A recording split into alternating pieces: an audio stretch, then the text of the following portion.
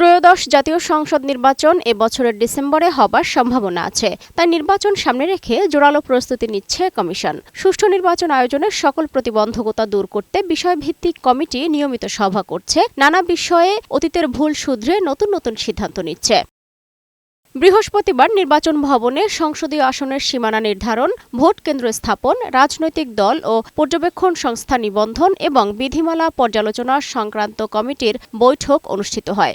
বৈঠকে আওয়ামী লীগ শাসনামলে নিবন্ধিত দেশীয় ৯৬টি নির্বাচন পর্যবেক্ষক সংস্থার নিবন্ধন বাতিলের উপকমিটির সিদ্ধান্ত অনুমোদন করা হয়। নতুন করে নিবন্ধন দেয়া হবে নির্বাচনের আগে পর্যবেক্ষক সংস্থার। এছাড়া ভোট কেন্দ্র স্থাপন হবে জেলা উপজেলার নির্বাচন কর্মকর্তাদের মাধ্যমে। থাকবে না ডিসি, এসপি, ইউএনও, ওসিদের কমিটি। কমিটির দুজন সদস্য এসব তথ্য নিশ্চিত করেছেন। পরে ব্রিফিং করেন এই কমিটির সভাপতি নির্বাচন কমিশনার আনোয়ারুল ইসলাম সরকার। তিনি জানান, বিতর্কমুক্ত নির্বাচন আয়োজনের সকল প্রস্তুতি নিচ্ছে ইসি।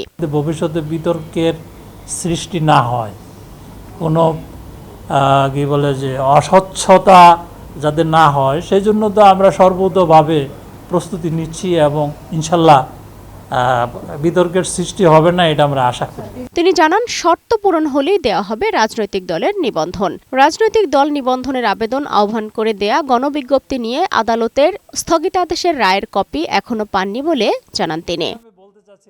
সালমা জাহান মুক্তা, বৈশাখী সংবাদ, ঢাকা।